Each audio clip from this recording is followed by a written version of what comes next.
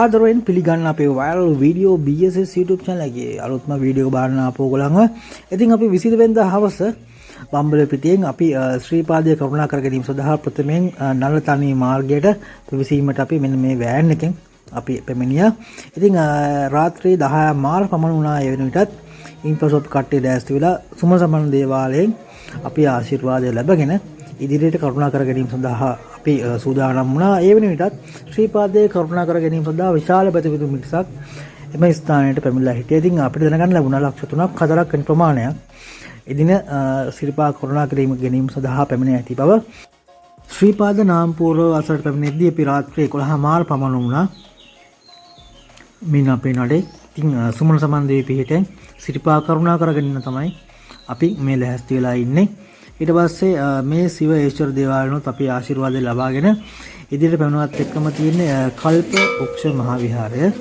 ඉතින් මේ තියෙන මේ විහාරය ඉතින් එතනින් අය ශ්‍රීපාද කරුණා කරන සියලුම අය සඳහා ආශිර්වාද පවත්වනවා.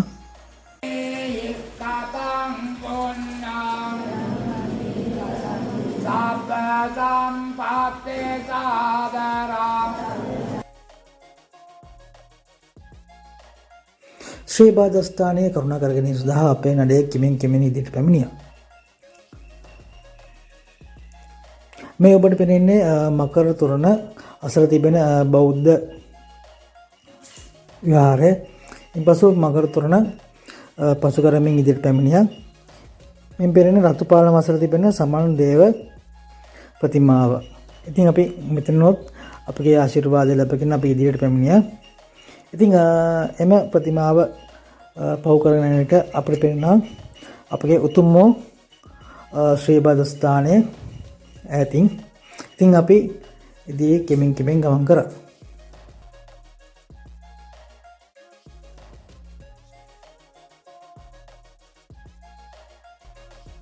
ඉතින් මේ සිතින් පෙන්වන ආකාරයට අපි ඇත්තටම ගොඩක් දුර ඇවිල්ලා හිටියේ මේ වෙද්දි රතු අම්බලම රතුපාලම සාමචෛත්‍ය පාස් කළා මේ රතු අම්බලම ගාවට. ඉතින් ඒ කියන්නේ මෙතන හරියටම ගත්තොත් එහෙම කිලෝමීටර් 4මාරක් විතර අපි ඇවිල්ලා ඉවරයි අපේ ගමනාන්තයෙන්.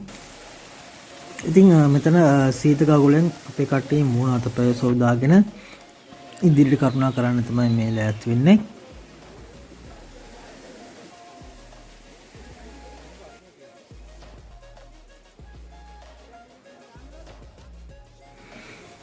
රතුපාලම අපින් ඉදිරියට ගමන් කරනකොට සීතගමුල මහා සමන දේවාලය තිබුණා.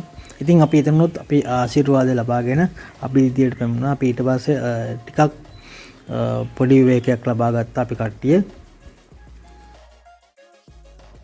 ඔබට කිය යුතු විශේෂ කාරණය නම් 60 නළතනියක මාර්ගය හරහා පටන් ගන්න ස්ථානයේ ඉඳන් උඩුමළුවට සාමාන්‍ය කිලෝමීටර් 7මාරක ප්‍රමාණයක් තමයි තිබෙන්නේ. ඉතින් මේ අවසාන හරිය නැතත් අවසාන කිලෝමීටර් 2 වගේ නැතත් දිගින් දිගටම පටන් ගන්න ස්ථානයේ ඉඳන්ම ඔයගලන්ට කඩවල් තියෙනවා. ඔබට අවශ්‍ය දේවල් මිලදී ගැනීම සඳහා. ඉතින් අපි රාත්‍රී 3:00 වගේ පමණ විට මේ ගැත්තම් පාන නැත්තම් ඉදිකටු බාන වෙතට අපි ළඟා වීමට හැකියාව ලැබුණා. ඒ වෙනිට ගමනාන්තයෙන් කිලෝමීටර් 5මාරක් වගේ අපි පැමිණලා හිටියා. උතුම් වූ ශ්‍රීපාද ස්ථානයේ ප්‍රථම වාරට වන්දනා කර ගැනීම සඳහා අපේ නඩින් පැමිණි අපේ සහෝදරයා තමන්ගේ කෝඩු චාරිත්‍රය ගෙත්තම් පානයේදී සිදු කරන ආකාරය තමයි ඔයගොල්ලෝ මේ බලා ගන්න පුළුවන්. තවත් කියුතු කාරණයක් තමයි මේ ගෙත්තම් පානයේ සිට උඩමළුවට ඇත්තේ කිලෝමීටර් 2මාරක් 3ක වගේ ප්‍රමාණයක්. ඉතින් ඔබට අවශ්‍ය නම් සෙනග මෙතන ඉන්නවා නම් අපේ නළතනිය මාර්ගයෙන් ඔයගොල්ලන්ට පුළුවන් හරස් මාර්ගයෙන් රත්නපුර මාර්ගයට පිවිසලා එතනින් යන්න. ඉතින් ඔයගොල්ලන්ට පේන්නේ මෙතන තාමත් විශාල සෙනග පිටසක්. එතනින් එහාට ඉතින් අපි මේ කිලෝමීටර් 2මාර යන්න සාමාන්‍ය පැය 6ක් 7ක් වගේ ගියා. ඉතින් අපිට මෙතන ඉඳන්ම තමයි අපිට මේ ඉර සේවය බලා ගැනීමට හැකියාව ලැබුණේ.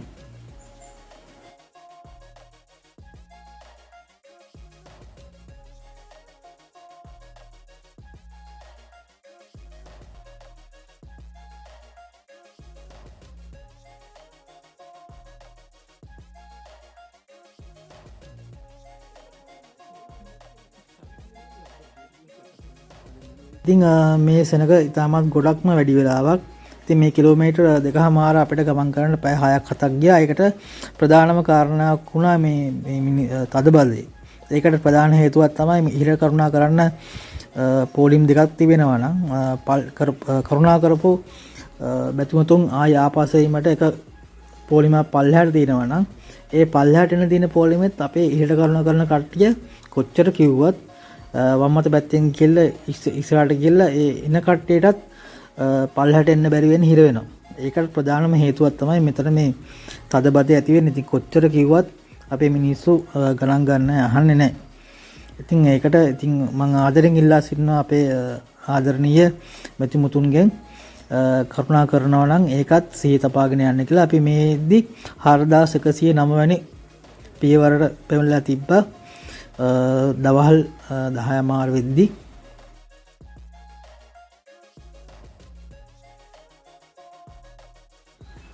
දහවල් 11 වගේ පමණ වෙනට ඇහැල කණු අසල මෙම හෝටලේ ගාවට අපිට එන්න පුළුවන් වුණා. ඔබට පේනද මේ ලස්සන දර්ශනය මේ තියෙන මෞසා කෙරේ ජලාශය.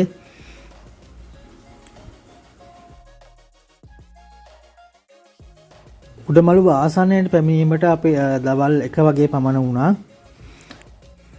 දහවල් 1:00 වගේ පමණට අපි හැකි වුණා උඩමළුවට පිවිසීමට. ඒ වෙනටත් විශාල සදහැතුම් පිරිසක් පැමිණලා හිටියා. ඇත්තටම මේ ගොඩාක් කට්ටිය හිටියා, විශාල තදබදයකුත්. ඉන්පසු අපේ නඩේ සීරුම අය තමන් පැමිණි වාරය සිහිපත් කොට මෙම ගාන්ටාරය නාද කරනු ලැබුවා.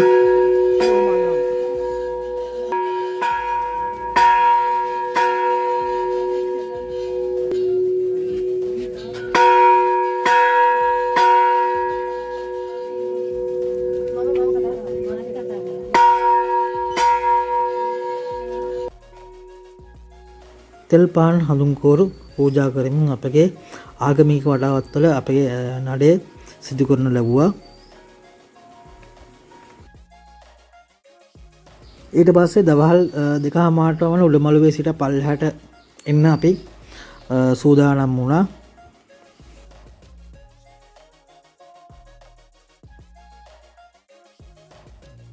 ඇහැල කණු වසර තියෙන හෝටලෙන් අපි ටිකක් ගිමන් මහන්සිය නිවාගෙන පල්ලෙහාට එන්න ගත්තා. ඉතින් ඒ වෙද්දි විශාල වැස්සක් වැහැලා පායපම වල පෙන මේ මියුමත් එක්ක ඇත්තටම මාර අමුතු ලස්සනක් මේ තියෙන පරිසරේ.